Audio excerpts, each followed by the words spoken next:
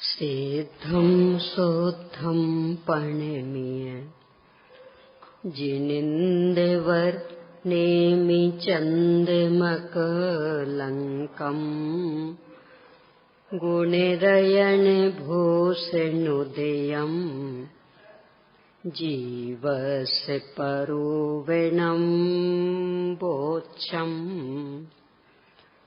ओम ह्रीं श्री अरहंत सिद्ध आचार्य उपाध्याय साधु पंच परमेष्ठिभ्यो नमो नमः। धर्म के मूल आधार स्तंभ देव और गुरु के स्वरूप का निर्णय करने हेतु और आत्म कल्याण के लिए अपनी भूमिका का यथार्थ ज्ञान करने हेतु गुण स्थान पर अपन चर्चा कर रहे हैं। गुण स्थान का संक्षिप्त स्वरूप तो मोह योग भवा यानी मोह और योग से होते।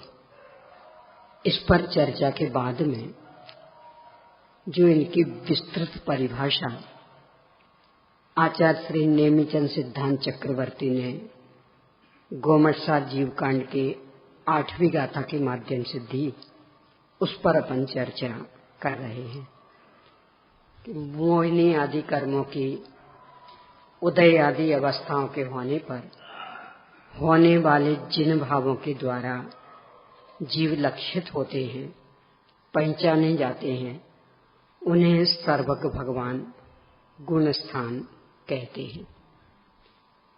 इस संदर्भ में किस गुण स्थान में कौन से भाव होते, फिर आगे जो 11 से 14वीं गाथा तक आचार्य श्री का निर्देश कि पहले से चौथे गुण स्थान तक को दर्शन मोहिनी की मुख्यता से देखना और 5वें से 12वें तक को चारित्र मोहिनी की मुख्यता से देखना, इस पर चर्चा के बाद में अब इस पूरे का निष्कर्ष, इस पर आज अपने को चर्चा करनी है। ने कैसे ये बन जाते हैं, तो इसमें मूल किस भाव की मुख्यता और उसके संदर्भ में क्या करने से ये गुण स्थान बनते। अपने परम पारिणामिक भाव की अपनत्व रूप से अस्वीकृति स्वीकृति, तदरूप अनाचरण आचरण से व्यक्त होने वाले औदयिक आदि भावों यानी पर्यायों द्वारा गुण स्थानों की उत्पत्ति होती है। यह भावों के साथ में इसका संबंध। अनादि अनंत भाव तो एक ही है, परम पारिणामिक भाव शुद्ध जीवत्व स्वयं अपने हैं, शाश्वत, पर से भी पूर्ण निरपेक्ष और पर्यायों से भी पूर्ण निरपेक्ष, यानी ना तो किसी संयोग का इस पर कोई असर पड़ता है और ना ही किसी परिणमन का इस पर असर पड़ता। अनंत वैभव संपन्न है, पूर्णतया स्वाधीन, पर की अपेक्षा से रहित, और बस इसीलिए निर्विकल्प। पंडित राजमल जी साहब ने पंचाध्यायी में शाश्वत ध्रुव तत्व का स्वरूप बताते हुए क्रमशः हेतु रूप में स्वरूप को स्पष्ट किया। तो वे ऐसा लिखते, तत्वं सल्लाक्षणिकं सन्मात्रं वा यतसुतसिद्धं तस्मादनादिनिधिनं सुसहायं निर्विकल्पञ्च। तत्वं वस्तु का स्वरूप जीव तत्व, सल्लाक्षणिकम सत लक्षण वाला, यानी स्थायित्व के साथ परिणमनशील और परिणमन करते हुए स्थायी रहना, ये उसका लक्षण। और चूंकि वह सत लक्षण वाला है इसलिए सतमात्रम, बस सत्ता मात्र है। तत्वम सल्लाक्षणिकम सन्मात्रम, इसलिए वह सत्ताशील, और सत्ताशील है इसीलिए तत्वम सल्लाक्षणिकम सन्मात्रम वा यतः सुतः सिद्धम, कि वो सत्ता मात्र है, सत्ताशील है, बस इसलिए स्वयं से सिद्ध है, यानी वो अपने आप ही अपनी सत्ता को धारण करने वाला, उसके लिए किसी अन्य की रंच मात्र अपेक्षा नहीं। और स्वतः सिद्ध है इसलिए अनादि अनंत है, क्योंकि अनादि अनंत तो वही हो सकता जो स्वयं से हो, तो उसमें तो कोई परिवर्तन के लिए अवसर नहीं रहेगा। और यदि स्वयं से नहीं होगा तो परिवर्तनशील होगा, तो अनादि अनंतता नहीं बनेगी। तो स्वतः सिद्ध है इसलिए अनादि निधन है, और अनादि निधन है इसलिए स्वयं सहाय है, यानी स्वाधीन है। क्यों, जो हमेशा एक जैसे रहने वाले तो गुलामी के लिए कहाँ अवसर रहा, पराधीनता के लिए कहाँ अवसर, तो स्वयं सहाय, स्वाधीन। और स्वयं सहाय है, स्वाधीन है, बस इसीलिए निर्विकल्प है, यानी उसमें अब विकल्प के लिए कोई अवसर नहीं। क्यों नहीं? देखो, अपने अंदर जो विकल्प उठते हैं किन कारणों से उठते? एक तो ये कि जिसे भी हम अपना रहे हैं, मान लो शरीर अपने को अपना लग रहा है, तो सारे विकल्प जाल इसको लेकर के उठते। तो क्यों उठते? कि मान तो रहे हैं अपना, पर एक शंका तो चलती रहती, ये तो छूट जाएगा। देखो उनका छूट गया ना, देखो उस दिन उनका छूट गया था। तो मान तो रहे कि नहीं ये तो अपना है, ये तो अपना, पर चूंकि है तो गलत ना, तो एक चित्त में नहीं, छूटेगा तो सही, छूटेगा तो सही, तो ये छूट ना जाए, छूट ना जाए, इसको लेकर के विकल्प उठते। अब यदि कोई ऐसी वस्तु में अपनापन आ जाए कि जो वास्तव में अनादि अनंत हो, तो छूट न जाए, छूट न जाए वाला विकल्प चलेगा। एक बात। अब दूसरी बात, चूंकि पराया है, अपना बस चलता तो है नहीं, पर चलाना चाहते हैं, अपना मान रहे ना, चलाना चाहते, चल पाता नहीं है, तो लगता क्या करें, कैसे करें, कैसे तो करके अपने अधीन रखें इसको, हम जैसा चाहते वैसा चलता रहिए, चलता तो है नहीं। तो विकल्प खड़े होते, चलो भाई ऐसी दिनचर्या बनाएं तो शायद, उस डॉक्टर की शरण में जाएं तो शायद, कुछ व्यायाम आदि करें तो शायद। अब वो शायद के चक्कर में, यानी हमारा सुनता रहेगा, थोड़ा व्यवस्थित चलता रहेगा, तो यहाँ ऐसा करें तो शायद, ऐसा करें तो शायद, इसको लेकर के विकल्प चलते।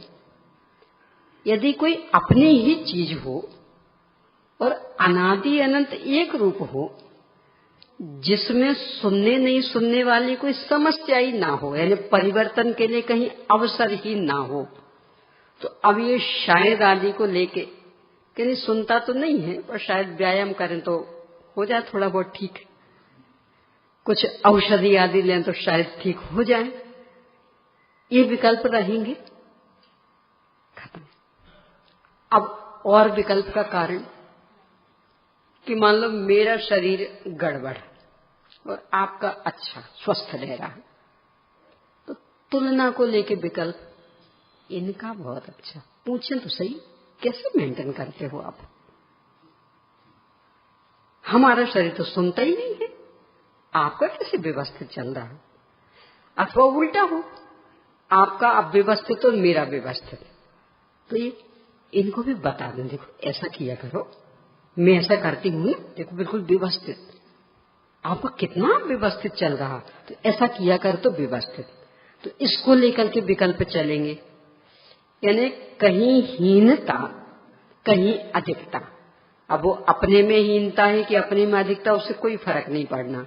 तो इसको लेकर के या तो सीखने का या सिखाने का, समझने का या समझाने का विकल्प चलेगा।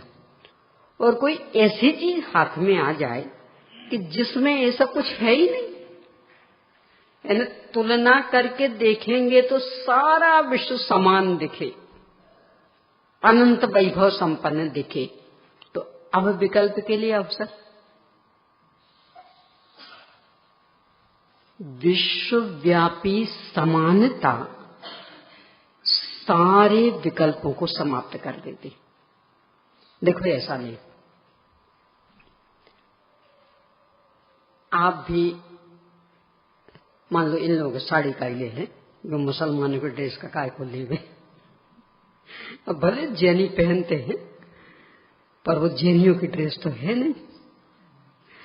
यानी कहीं भी जाओगे तो सबसे पहली नजर में तो सब यही समझेंगे कि कोई ना कोई है, और फिर बाद में चर्चा वार्ता हो तो भले सिद्ध हो जाए कि नहीं वो तो जैन है, पर पहली नजर में क्या आएगा ख्याल में, तो अपन तो जैन का ही ले लें।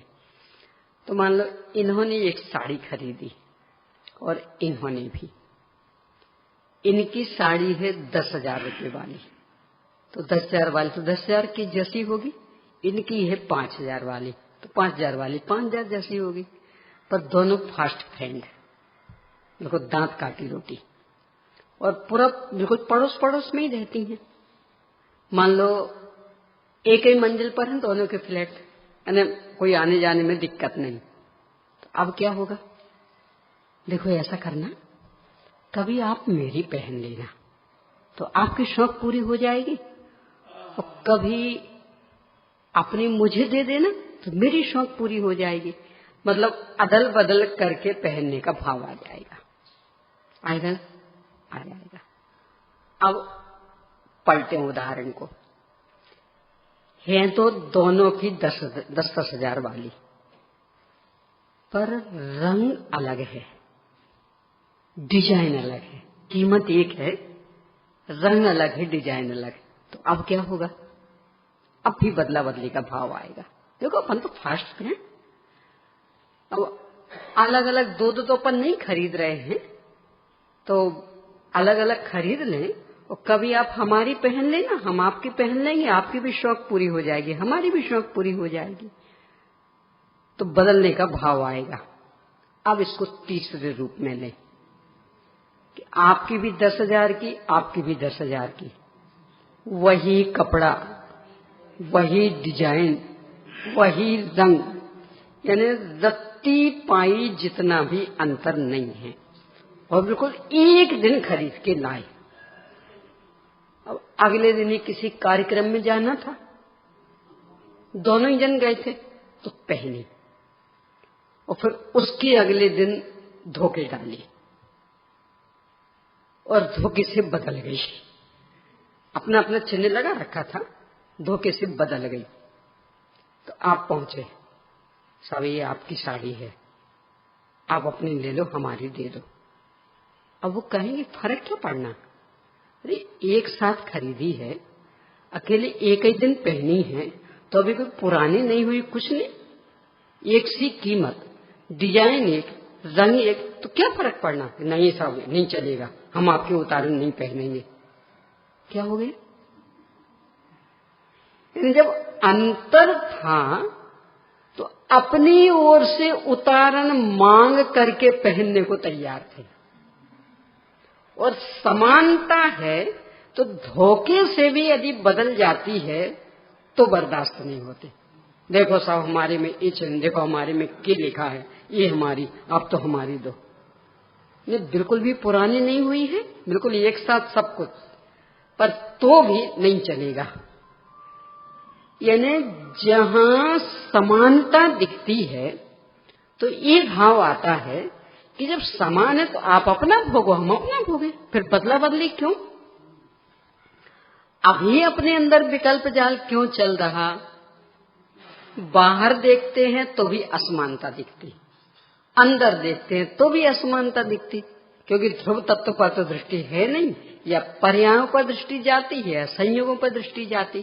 तो संयोगों पर जाती है तो भी असमानता, और पर्यायों पर जाती है तो भी असमानता। जहां एक शाश्वत पारिणामिक भाव ख्याल में आया, वो चूंकि अनादि अनंत, असमानता के लिए कहीं अवसर, बदलने के लिए अवसर, हीनाधिक होने के लिए अवसर। अब जब आप पर भी दृष्टि जाएगी तो आपका भी पारिणामिक भाव मुझसे कुछ छोटा कि बड़ा,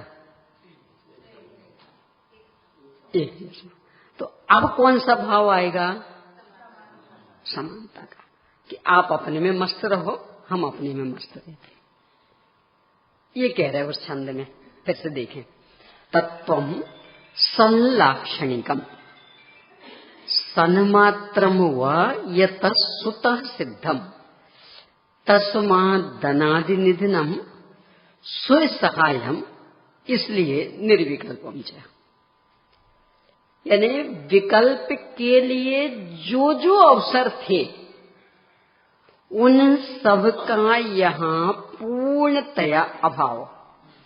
यानी या तो कोई अपनी चीज नहीं दिखे तो विकल्प खड़े होते, या स्थायी नहीं दिखे तो विकल्प खड़े होते, कि है तो अपनी ही पर आज तो है, अब कल का भगवान जाने क्या होगा, तो विकल्प खड़े होंगे। या फिर हीनाधिक हो तो विकल्प खड़े होंगे। और ये सब कुछ नहीं हो, यानी चीज अपनी, अनादि अनंत की और अनंत वैभव संपन्न, पूर्णतया अपना अधिकार, यानी अपन भोगे तो अपनी और नहीं भोगे तो भी अपनी। ऐसा होने वाला नहीं है कि यदि हमने नहीं भोगा तो शायद, जैसे अन्य चीजों में हो जाता ना, रसोई बना के आपने रखी, नहीं जीमी, फिर क्या होगा?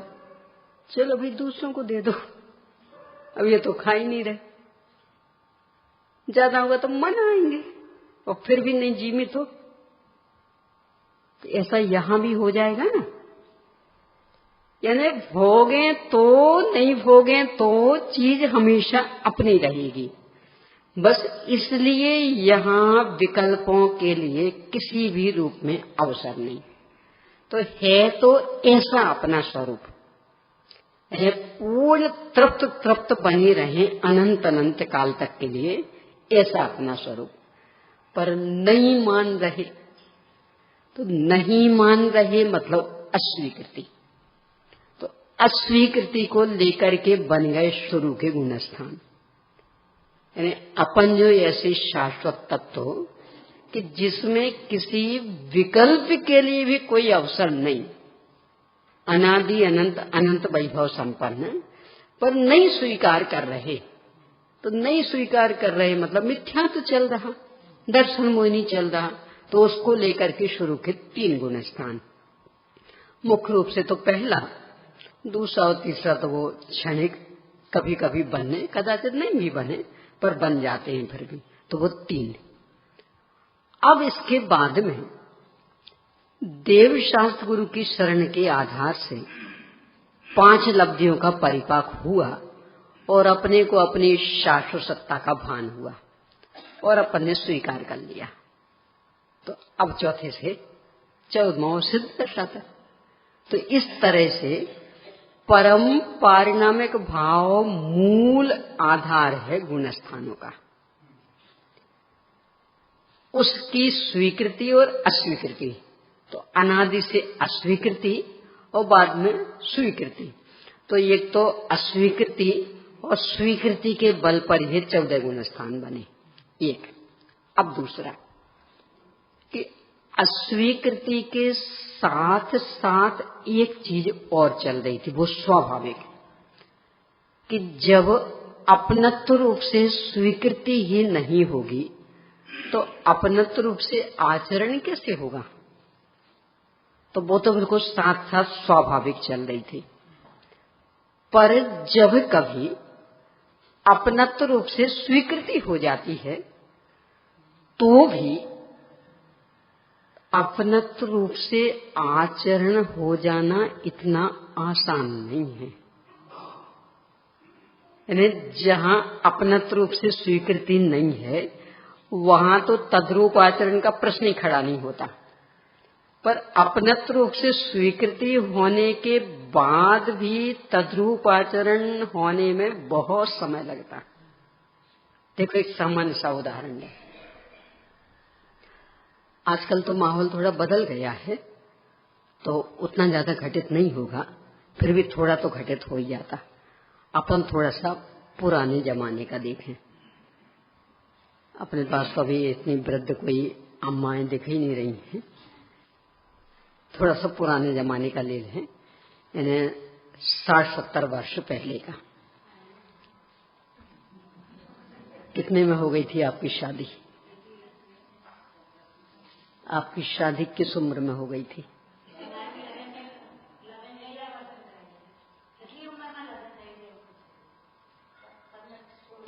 चलो उदाहरण घट जाएगा क्योंकि वो आजकल तो 20-25 वर्ष के हो जाते ना तो सब अच्छे से समझदार और वो सपने ही अलग चलने लगते हैं, तो उदाहरण नहीं घट पाएगा।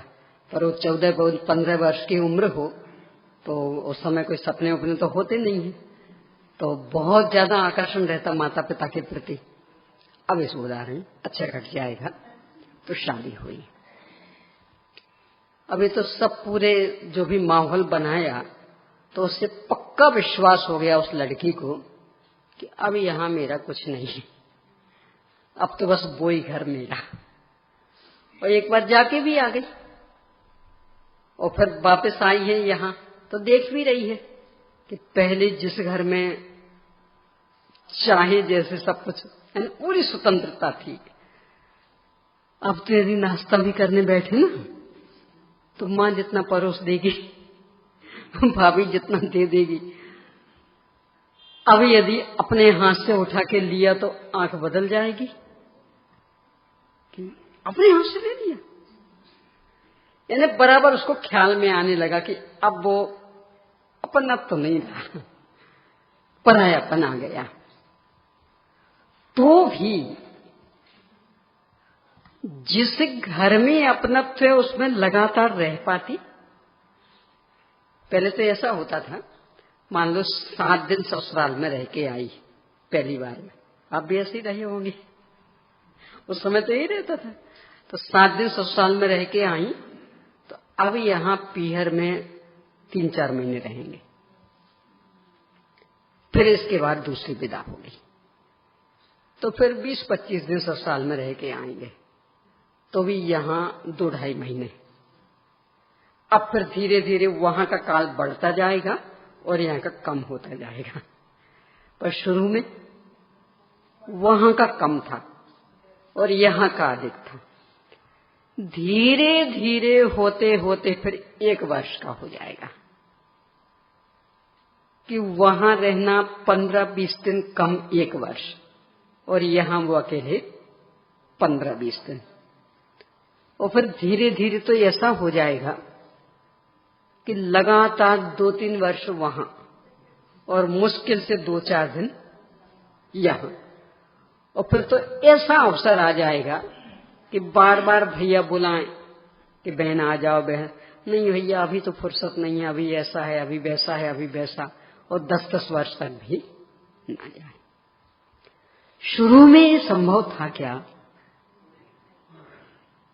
मान्यता पूरी हो गई थी, यहाँ पीहर वालों के आचरण से भी पक्का विश्वास हो गया था कि अब हमें यहाँ कुछ अधिकार नहीं। यानी अब एक साड़ी भी मन के हिसाब से नहीं मिलेगी, जो दे देंगे वो लेके जाना पड़ेगा। अब स्वेच्छा कुछ नहीं चलेगी। तो पक्का पता हो गया ना कि वहां तो पूरा राज्य सब कुछ हमारे हाथ में, और यहाँ थोड़ा थोड़ा सा भी कुछ तो उसमें भी पराधीनता महसूस हो रही। तो फिर रहो ना अपने घर में, कहा को यहाँ आते रह लेगी। कोई भी नई शादी वाली लड़की अभी का छोड़ दें ना, क्योंकि बड़े हो जाते पर इन लोगों जैसों में तो रह लेती नहीं। आखिर जहाँ 14-15 वर्ष निकाले हैं तो ऐसे एक झटके में थोड़ी वो लाभ टूटता है। बस ऐसी स्थिति यहाँ, यानी अनादि काल का संस्कार पर पदार्थों में रमने का वो इतने जल्दी से छूट जाएगा क्या? तो एक बार अपने परम पारिणामिक भाव की अपनत्व रूप से स्वीकृति हो जाने पर भी और उसका आंशिक अतीन्द्रिय आनंद भोग लेने पर भी ये जो अनादि का संस्कार पर में रमने का वो इतने आसानी से नहीं जाता और वो बार बार उपयोग को बाहर ले आएगा और इतना बाहर आ जाएगा कि निरंतर भेद विज्ञान का पुरुषार्थ चलेगा। तब कहीं जैसे तैसे 6 महीने के अंदर अंदर एक बार स्वरूप स्थिर हो पाएगा और वो भी थोड़ी सी देर को, और फिर बाहर आ जाएगा। और देखो ये जो है ना, ये अपने हित में भी है। सुनो जरा, ये जो है ना, यानी अपनत्व भाव से अपनी शाश्वत सत्ता की स्वीकृति हो जाने के बाद भी तत्काल तद्रूप आचरण नहीं हो जाता, ये अपने हित में। तो अपने हित में यदि नहीं होता ऐसा, और ऐसा होने लगता कि जैसे ही शाश्वत सत्ता की अपनत्व रूप से स्वीकृति की और तद्रूप आचरण पूरा हो जाता तो तत्काल सिद्ध दशा। तो परिणाम क्या निकलता पता? अनादि अनंत संसार सुरक्षित। कैसे? देशनालब्धि किनसे मिलती है? मुख्य रूप से अरहंत, वैसे सम्यक ज्ञानी ऐसा ले लें। मुख्य अरहंत हैं, बाकी नीचे गुणस्थान वाले भी, 4-5वें वाले भी सम्यक ज्ञानियों की। अब यहाँ तो जैसे ही सम्यक तो हुआ और स्वरूप में पूर्ण लीनता सिद्ध, तो इस साधक दशा तो बनेगी ही नहीं। तो अब देशना किन से मिलेगी? और जब देशना नहीं मिलेगी तो उन्हें भी तो देशना नहीं मिली होगी ना, तो वे भी सिद्ध कैसे होंगे? यानी अनादि अनंत एक संसार सुरक्षित। 14 गुणस्थान खत्म, अकेला अनादि अनंत एक मिथ्यात्व। पंच परमेष्ठियों का स्वरूप नहीं बनेगा। बहिरात्मा अंतरात्मा परमात्मा नहीं, सब बस अकेले बहिरात्मा बहिरात्मा। देवशास्त्र गुरु नहीं। अरे इतना ही नहीं, 4 गति 84 लाख योनियां नहीं बनेंगी। निगोद के होती 4 गति 84 लाख योनियां निगोदिया। और कितने निगोदिया तो ऐसे हैं ना कि जो अनंत काल तक वहीं रहेंगे, तो उनके 4 गति 84 लाख योनियां होंगी। यानी 4 गति 84 लाख योनियों में परिभ्रमण के लिए देव शास्त्र गुरु की विराधना आवश्यक है। उसके बिना नहीं पहुंच सकते हैं नरक में। अकेले सामान्य से पाप से बड़ा नरक नहीं मिलता। पता, असैनी पंचेंद्रिय मात्र पहली नरक पृथ्वी तक जा सकता, 4 इंद्रिय वाला तो जा ही नहीं सकता। 4 इंद्रिय तक के लिए नरक का रास्ता बंद, असैनी पंचेंद्रिय से खुलेगा। तो असैनी पंचेंद्रिय मात्र पहले नरक तक। 7वें नरक में कौन जा सकता? वो भी ऐसा वैसा नहीं, वज्र विषम नारा संगनन, हर तरह से शक्ति संपन्न, यानी किसी भी रीति नीति को क्षण में हम उड़ा देवें, अपना वर्चस्व चलाएं, ऐसा चलना चाहिए। तो ऐसे जो तीव्र ताकत वाले, और वे नए नए गृहीत मिथ्यात्व चला के, क्यों? वर्चस्व है, ताकत है, धन की ताकत है, जन की ताकत है, बुद्धि की ताकत, और जो परंपराएं चल रही हैं उनको तोड़ने में सक्षम वे पहुंचते हैं। ऐसे ही नौवें ग्रेविक में कौन पहुंच पाएगा?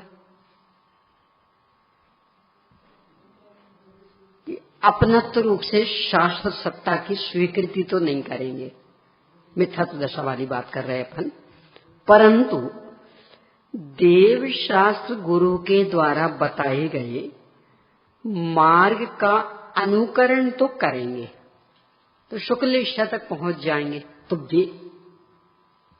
तो देवशास्त्र गुरु आवश्यक हो गए ना। निगोदिया को तो मिलने ही नहीं है, तो उसके 4 गति 84 लाख योनियां कैसे बनेंगी? जब यहां अपनत्व रूप से शाश्वत सत्ता की स्वीकृति होते ही तद्रूप आचरण पूरा हो जाएगा, तो देवशास्त्र गुरु तो बनेंगे ही नहीं, तो 4 गति 84 लाख योनियां भी सिद्ध नहीं होंगी। यानी कितनी विडंबना खड़ी हो जाएगी। तो बढ़िया है प्राकृतिक व्यवस्था कि सम्यक तो होते साथ ही चारित्र पूर्ण नहीं होता, इसलिए ये सब चलता रहता। यानी पंच परमेष्टि इसलिए बन गए। 14 गुण स्थानों के भेद, 4 गति 84 लाख योनियां, इतनी ये सब प्रभावना आदि जो भी है सब इसका कमाल। और यदि तत्काली स्वरूप स्थिरता हो जाती तो सारा संसार खत्म। यानी सारा ही बस अकेला एक निगोद, वो ज्यादा होता तो वहां से निकल के 4 इंद्री 5 इंद्री तक, बाकी और ज्यादा न पाप में प्रवृत्ति के लिए अवसर और न पुण्य में प्रवृत्ति के लिए अवसर। धर्म का तो अवसर सोचने के लिए अवसर नहीं रहता, ये स्थिति बन जाती। तो बढ़िया है कि स्वरूप में स्थिरता पूर्णतया तत्काल नहीं होती। तो आचरण को लेकर के 2 चीजें हो गई। एक तो ये कि जहां अपनी शाश्वत सत्ता की अपनत्व रूप से स्वीकृति ही नहीं है, वहां तो तद्रूप आचरण का प्रश्न ही खड़ा नहीं होता। तो एक तो वो दशा, और दूसरे कि अपनी शाश्वत सत्ता का अपनत्व रूप से स्वीकार होने के बाद भी तद्रूप आचरण नहीं हो पाया, और फिर क्रम क्रम से जितना जितना होगा उतना उतना। तो इसको लेकर के फिर गुण स्थान बन गए कि तद्रूप आचरण का पूर्णतया अभाव, अपनी शाश्वत सत्ता की अपनत्व रूप से अस्वीकृति वाला।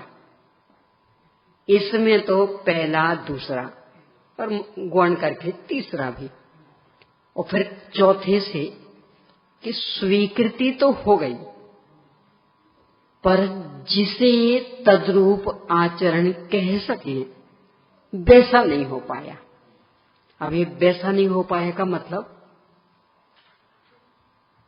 ये वैसे कल सुबह के विषय में आने वाला है। ये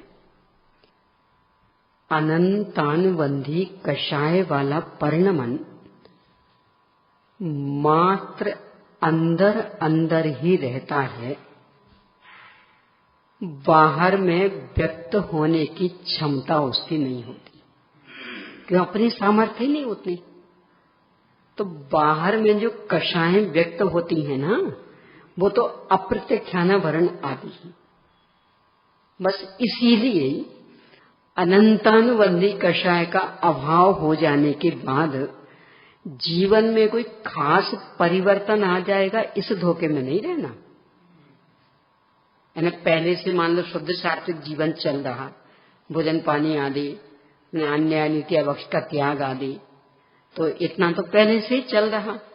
अब अनंतानुबंधी अकेली जाए, मतलब अनंतानुबंधी और मिथ्यात्व अप्रत्यख्यानावरण आदि बैठे हैं, तो जीवन में कोई फर्क पड़ने वाला नहीं है।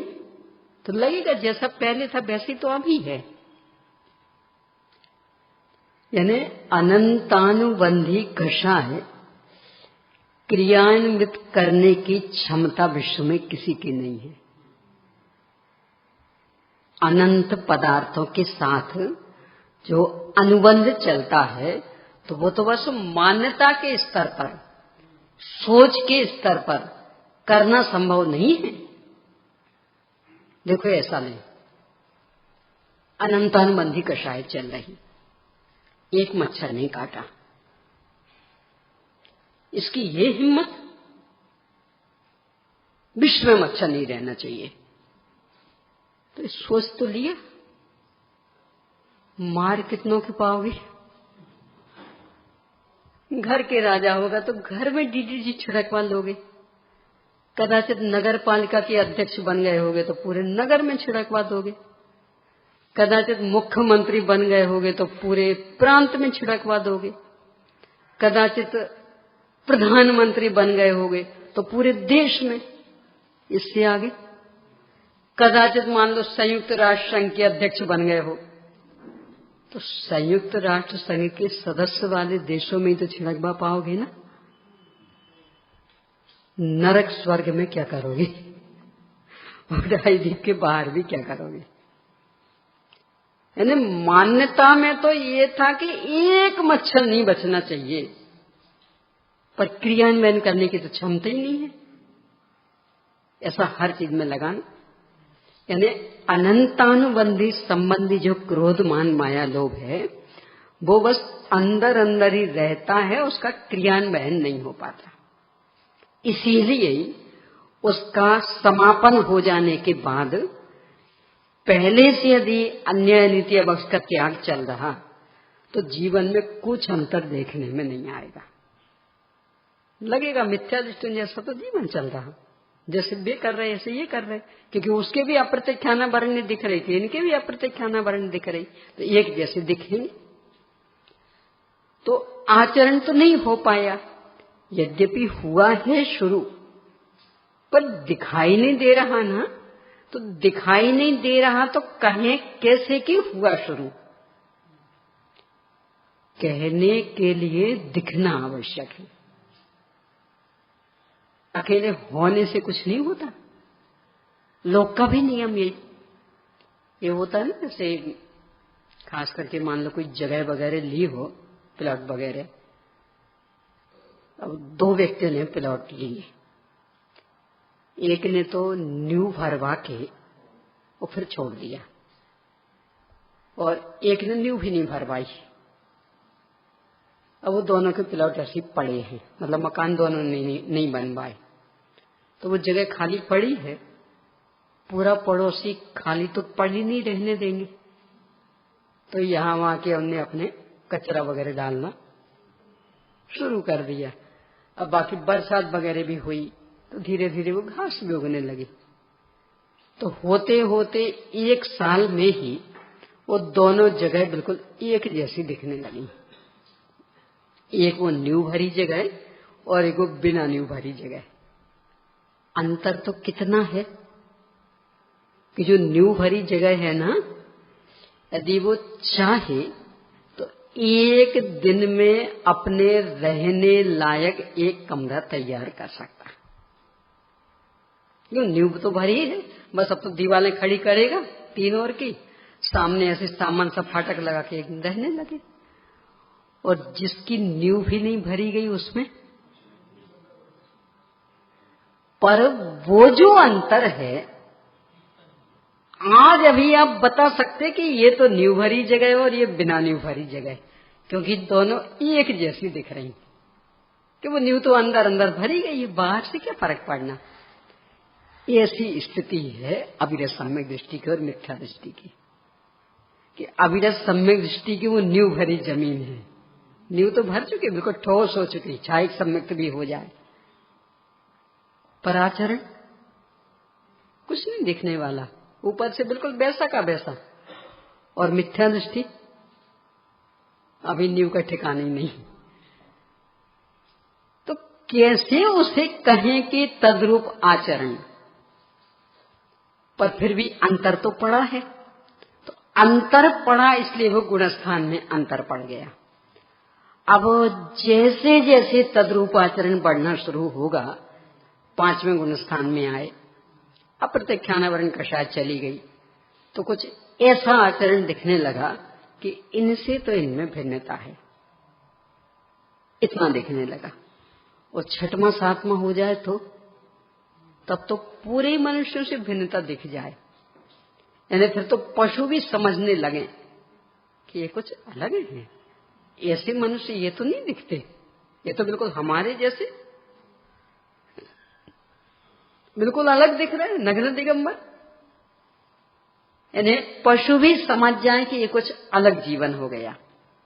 और श्रेणी आदि का आरोहण होने लगे तो तब तो और कहने क्या, बिल्कुल ध्यानस्थ दशा, आहार विहार निहार आदि सारी क्रियाओं से मुक्त, तो और ज्यादा आचरण बढ़ गया।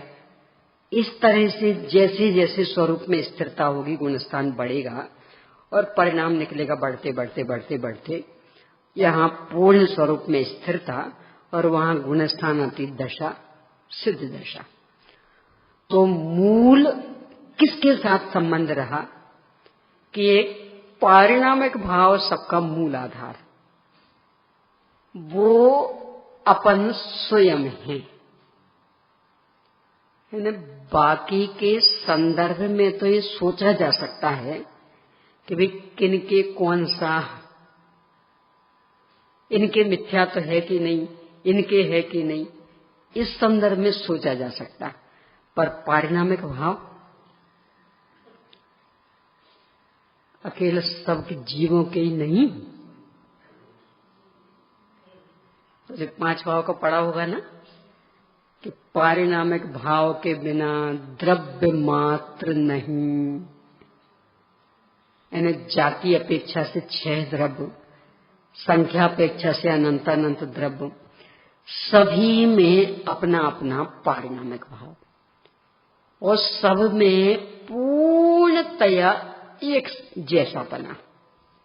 एक दिन चर्चा आई थी अपनी कि यदि अपन चेतनता के कारण चिदेश्वर हैं तो जड़, वो भी जड़ता के कारण जड़ेश्वर है। तो कहता अकड़ किस पर रहे हो? देखो लोक में भी होता है ऐसा, यानी आप कितने भूभाग के स्वामी, कितनी जनसंख्या के ऊपर राष्ट्रपति, ये देखा जाता कि राष्ट्रपति पद के हिसाब से देखा जाएगा। ये जो अंतर्राष्ट्रीय गोलमेज सम्मेलन होते, तो एक भारत का राष्ट्रपति, एक अमेरिका का राष्ट्रपति, एक ईरान इराक का राष्ट्रपति। और ईरान इराक का भूभाग कितना था? पहले जब भारत का मध्य प्रदेश अखंड था ना, मतलब छत्तीसगढ़ हिस्सा नहीं बना था,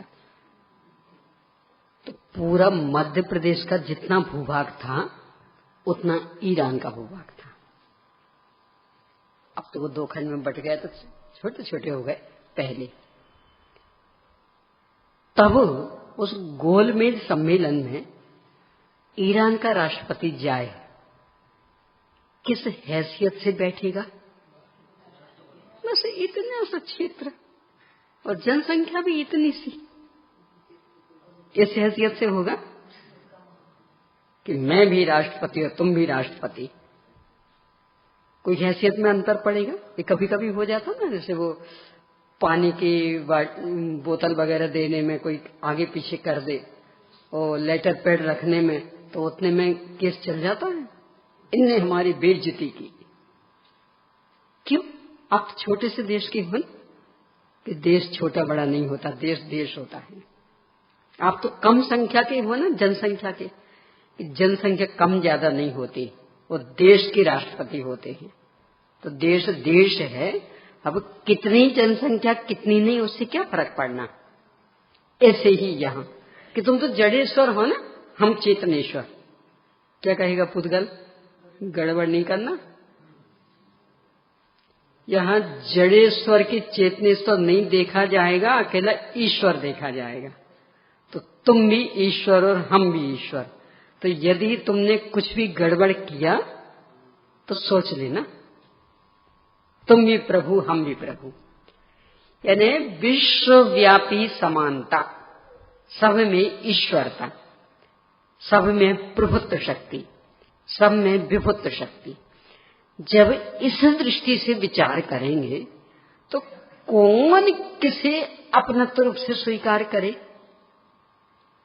क्या होनी चाहिए न्याय नीति? समानता का। तो जब पुद्गल अपने में संतुष्ट है तो इस जीव को क्या करना चाहिए? देखो विडंबना, लोक में तो अज्ञानियों के माध्यम से गलतियां होती हैं, ज्ञानी गलती नहीं करते। और यहां वो बेचारा जड़ अपने आप में संतुष्ट, कभी उसने नहीं कहा कि ये जीव मेरा है, कहा कभी? और ये जीव बड़ा ज्ञान वाला बना फिरता, और फिर भी ये शरीर मेरा कर रहा, तो दंड भी भोग रहा। एक बात। अब दूसरी बात, बेटे को यदि अपने पिता का सब कुछ चाहिए हो, यानी पिता की इज्जत, पिता का धन, पिता का मकान, सब कुछ चाहिए हो, तो उपाय क्या है? बस एक ही उपाय, पिता का होके रहे, सब कुछ मिल जाएगा पिता का।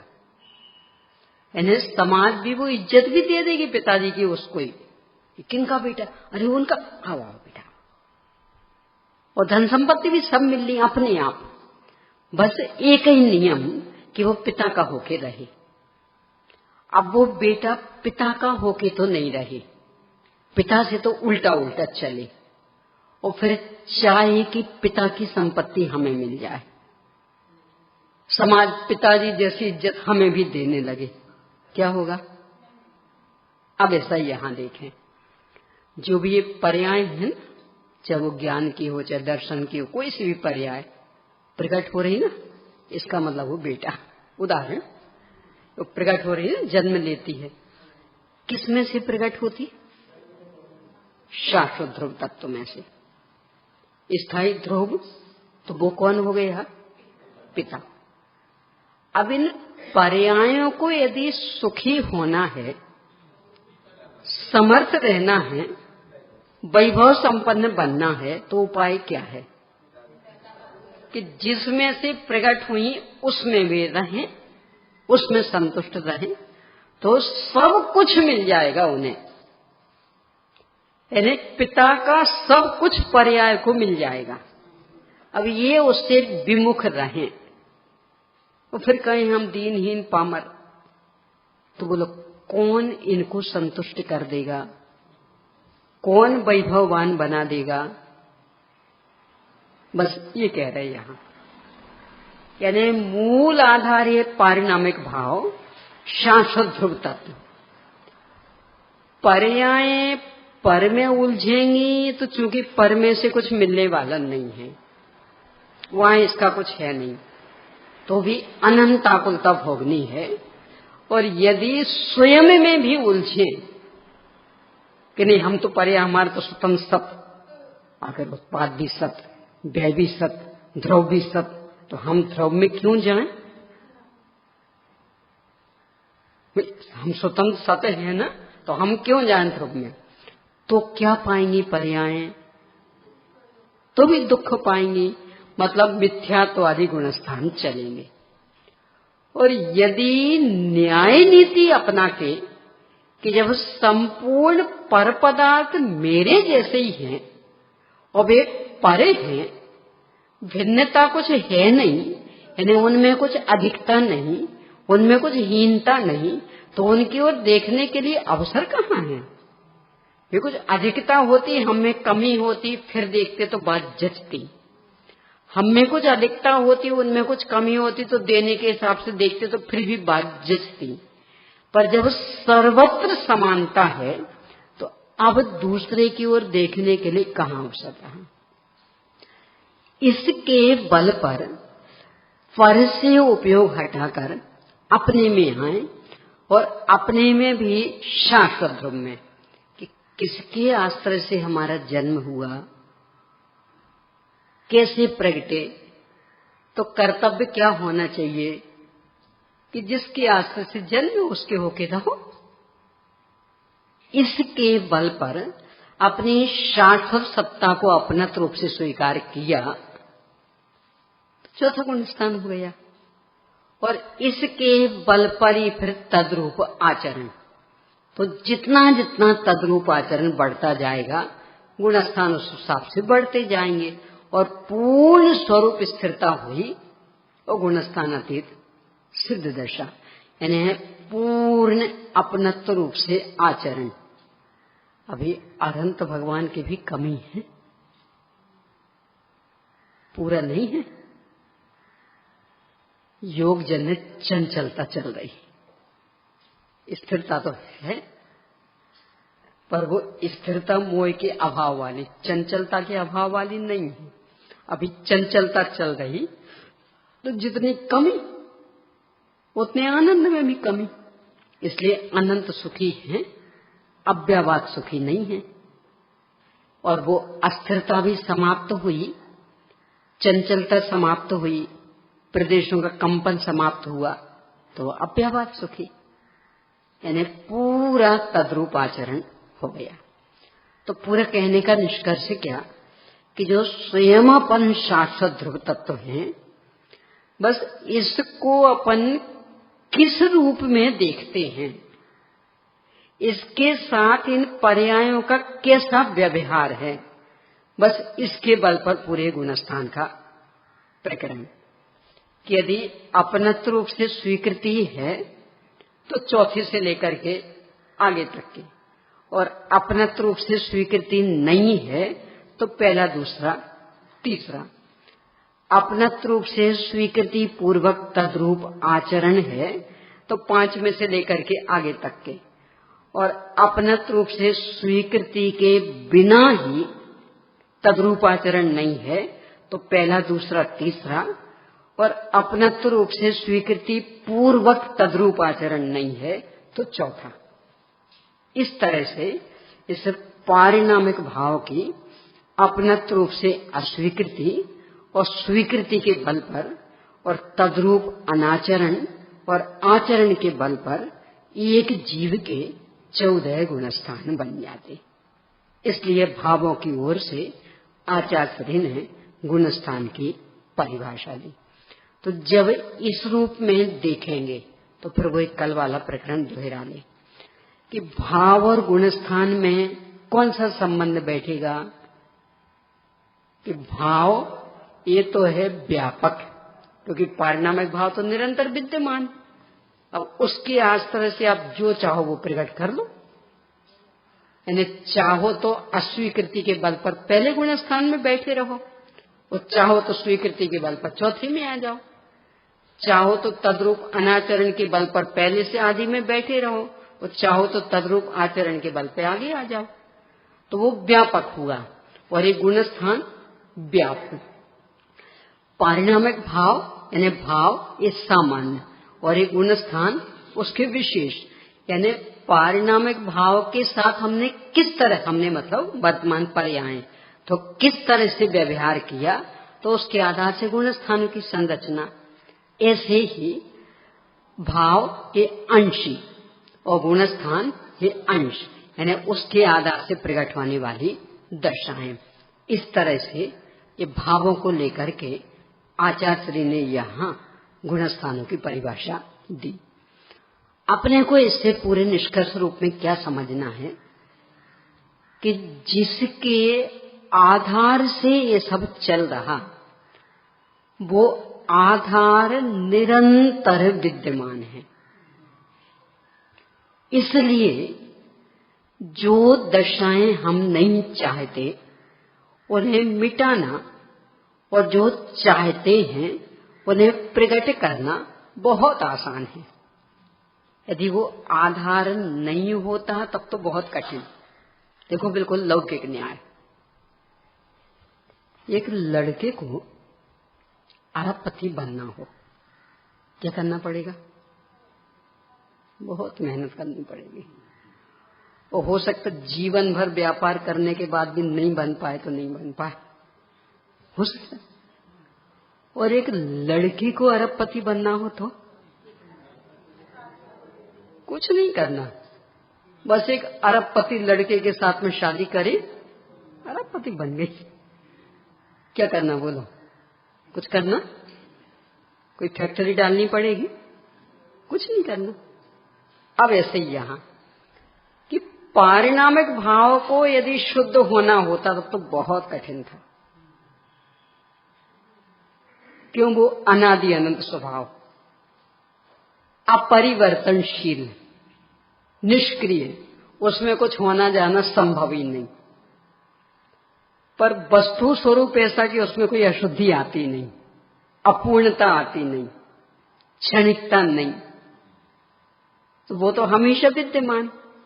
अब ये पर्याय हैं, ये भी स्त्रीलिंगी है ना, मतलब लड़की, इनमें अशुद्धता चल रही, तो इनमें कमजोरी चल रही, इनमें दीनताहीनता चल रही।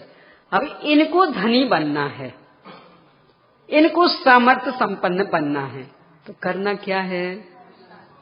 कुछ नहीं करना, बस जो है अनादि अनंत उसे अपनत रूप से स्वीकार करे, उस रूप आचरण करे, सब कुछ इसका पर्याय को मिल जाएगा। कितना सा करना रहा? यानी अनादि अनंत तत्व भी यहां विद्यमान, और जिनको उसे अपनत रूप से स्वीकार करना वे भी निरंतर चल रही, बस मात्र स्वीकृति करनी हो, तद्रूप आचरण करना। और इसमें भी कदाचित तद्रूप आचरण में अनेक तरह की परेशानी आ सकती, पर अपनत्व रूप से स्वीकृति में तो कुछ भी परेशानी नहीं। यानी आप स्वरूप स्थिर रहना चाहते तो हो सकता है कि सब क्या करें, हमारा मन लगते ही नहीं, शरीर से हम बैठ ही नहीं पाते, आधा घंटे भी एक आसन से नहीं बैठ पाते। तो जब शरीर ही एक आसन से नहीं बैठ पाता तो चित्तो एकाग्र कैसे होगा? तो कदाचित ये बात हो सकती, पर शरीर में नहीं हूं, शाश्वत ध्रुव तत्व में हूं, इसमें तो शरीर की जितनी अधिक प्रतिकूलता होगी उतना अधिक स्वर्ण अवसर मिल जाएगा अपने को इससे भिन्नता का ज्ञान करने के लिए। क्योंकि अनुकूलता में तो कदाचित भ्रम हो सकता कि ये मेरे हिसाब से चल रहा है ना, तो कहीं ऐसा तो नहीं कि मेरा है ये, नहीं तो मेरी आज्ञा में कैसे चल रहा? वो मेरी आज्ञा में तो चल रहा। मैंने कहा हाथ उठ गया, कर रखूं तो रख गया, इसका मतलब मेरा होना चाहिए। स्वाभाविक है ना, अनुकूलता जो बरतता रहे तो उसमें अपनत्व का भ्रम होना कौन सा कठिन। अब उल्टा हो जाए, इसमें हो गया पैरालिसिस। हम सोच रहे हाथ उठाएं, वो उठ ही नहीं रहा। हम सोचते जिनवाणी को नमस्कार करने के लिए हाथ जुड़े ही नहीं रहे। तो अब ये प्रश्न चिन्ह लग गया ना, कहीं ऐसा तो नहीं कि ये मेरा है ही नहीं, मेरी आज्ञा में चल क्यों नहीं रहा? तो इसकी प्रतिकूलता, इससे भेद विज्ञान करने के लिए स्वर्ण अवसर है कि नहीं बोलो? इसीलिए सम्यक दर्शन, जिसको कि दृष्टि मोक्ष कहते, सबसे सरल, और इतना ही नहीं, सबसे सरल और अनिवार्यतम, यानी इसके बिना बाकी मोक्ष हो ही नहीं सकता। अपनत रूप से स्वीकृति नहीं करें शाश्वत ध्रुव तत्व की, तो तद्रूप आचरण तो हो जाएगा ना, फिर मोह मोक्ष तो हो जाएगा ना, फिर भाव मोक्ष तो हो जाएगा ना, फिर द्रव्य मोक्ष तो हो जाएगा ना, यानी बाकी असंभव। तो सरल इतना, गुरुदेव जी की भाषा में कहे तो मरण पथारी पर भी पड़े हों, बिल्कुल अंतिम सांसें चल रही हों, और उस समय भी ये सोचे ये मैं नहीं, मैं तो शाश्वत ध्रुव तत्व, तो उस समय भी कर सकता। तो इतना सरल, इतना सुगम, और अनिवार्य कितना, महत्वपूर्ण कितना, कि यदि एक बार ये हो गया तो बाकी नियम से होगा, नियम से तद्रूप आचरण होगा। अभी जो शुरू में उदाहरण दिया था ना कि वो शादी हो गई, वो लड़की एक बार जाए आई, तो भले अभी मन नहीं लग रहा है, धीरे धीरे मन लगने लगेगा, और मन लगते लगते एक दिन तो ऐसा आएगा कि बरसों बरसों भी पीहर नहीं जाएगी, और बुलाने बुलाने पर भी कहेगी नहीं अभी तो फुर्सत नहीं, अभी तो फुर्सत नहीं, यानी अपने घर से निकलने का भी मन नहीं होगा। उसमें समय लगेगा पर एक बार जाए तो सही, फिर तो काम बन जाएगा। ऐसे ही एक बार जहां अपनी शाश्वत सत्ता को अपनत रूप से स्वीकार किया और इसके बल पर जो एक काल्पनिक दुख, व्यर्थ के संकल्प विकल्प, शुरू में चर्चा की थी कि कितने संकल्प विकल्प चल रहे, क्योंकि भले अपना रहे ही इसे, पर ये देख तो रहे कि टिक तो नहीं रहा ना किसी का, तो चित्र शंकाशील है तो अपना, परंतु इनका तो छूट गया, अपना भी छूट ना जाए, कितने दिन तक निश्चिंत रह लेंगे। और विकल्पों को विराम मिल सकता, और जो वास्तव में शाश्वत है उसे स्वीकार कर लिया तो अब विकल्पों को अवसर रहेगा, क्योंकि वो छूटने वाला है ही नहीं, नाम ही उसका शाश्वत, कब जाएगा कहां जाएगा। और परिपूर्ण तो आज तो ठीक ठाक है, कल कि वो अनादि अनंत परिपूर्ण, एक जैसा अनंत वैभव संपन्न, तो जैसा आज वैसा कल, तो इसको लेकर के विकल्प समाप्त। ये है गुण स्थानों की वृद्धि का और परिपूर्णता तक पहुंचने का उपाय। यानी अपन जो स्वयं ज्ञानानंद स्वाभाविक शाश्वत ध्रुव तत्व जैसे बने तैसे इसे अपनत रूप से स्वीकार करें, मर पच करके भी। आचार्य अमृतचंद्र स्वामी ने तो लिखा ऐ कथमपि मृत्वा, मर पच करके भी ये काम करें, और जहां ये काम हुआ तो बाकी काम तो नियम से होना। जल के प्रवाह को एक बार मान लो यहां पानी बह रहा हो, आप चाहते इस ओर बहे, तो आपने एक बार उंगली के सहारे से उसकी दिशा मोड़ दी, अब तक वो पानी को खींच लाएगा, फिर वो अपने आप चलने लगेगा। बस एक बार मोड़ तो दो। तो एक बार अपने उपयोग को अपने शाश्वत स्वरूप में जोड़ा, इसके बल पर बाकी उपयोग अपने आप ही जुड़ने लगेंगे। इस तरह से गुणस्थानों की यात्रा पूरी होती है। तो गुणस्थानों की उत्पत्ति में, वृद्धि में, पहला तो अनादि से है ही, पर बाकी और आगे के तो उसमें परम परिणामिक भाव की मुख्य भूमिका, यानी उसे ये पर्याय किस रूप में देखती, उसके साथ इनका व्यवहार किस तरह का है, बस इसको लेकर के सारा गुणस्थान प्रकरण है। समय अपना हो गया है। गुणस्थान संबंधी सामान्य जानकारी तो लगभग पूरी हो गई है। अब इसके बाद में मतलब जो भावों के साथ संबंध जोड़ना था और जो अन्यत्र नहीं हो पाता है, यानी तत्व ज्ञान पाठमाला भाग 2 के आधार से पढ़ो तो ये विषय मिलता, अथवा जीवकांड के आधार से पढ़ो तो ये विषय मिलता, बाकी में नहीं मिलता। तो वो विषय तो अपन ने लगभग ले लिया है। अब इसके बाद आपके ऊपर छोड़ती हूं, गुणस्थान को ही आगे बढ़ाना है कि और कुछ लेना। यानी गुणस्थान की सामान्य चर्चा तो हो गई, अब तो फिर एक एक गुणस्थान मतलब गुणस्थान के भेद प्रभेद आदि उनकी परिभाषाएं, ये प्रकरण आएगा। सोच सकते हैं। और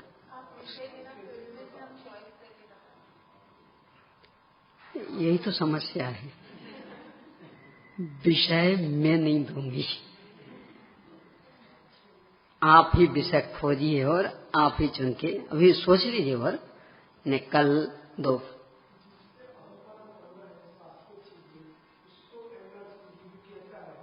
क्या चाहिए, फिर से बोल। हाँ,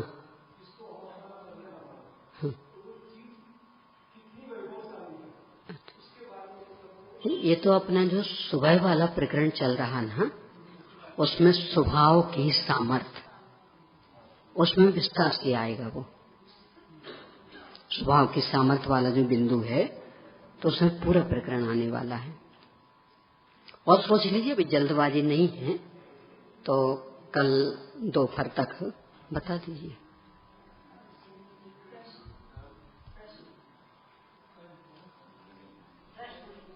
चलिए प्रश्न लिख लीजिए।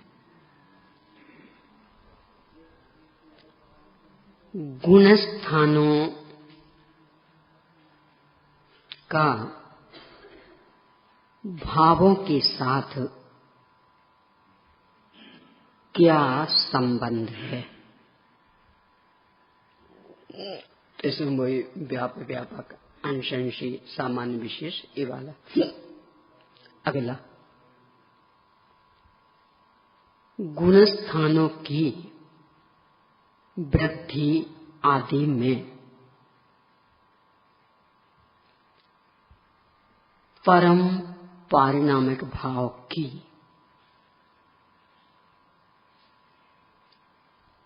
क्या भूमिका है? अगला, सम्यक तो होते साथ ही यदि स्वरूप में परिपूर्ण स्थिरता हो जाती तो क्या होता?